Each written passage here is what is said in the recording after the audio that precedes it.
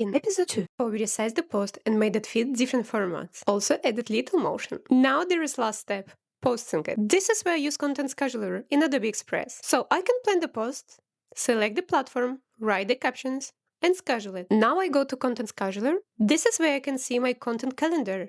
If your social accounts are not connected yet, this is where you connect them first. Once they're connected, you can start scheduling your post. I choose the platform and add the design we just made. Now I write a caption. For this one, I can write something like, from idea to finished post with Adobe. In this 3-part series, I show how I use Adobe Firefly and Adobe Express to turn one simple idea into a post, resize it, add some motion, and schedule it. Now I preview it.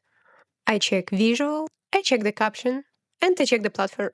I choose date and time and schedule it. Now the post is not just finished, it's planned. I can see it in the calendar. It's why I like scheduling. I create when I have energy and post it when it makes sense. So now we finish the full workflow. Do not stop at making something beautiful. Make it useful, make it fit the platform, and schedule it so it actually goes out. Thank you for watching this series.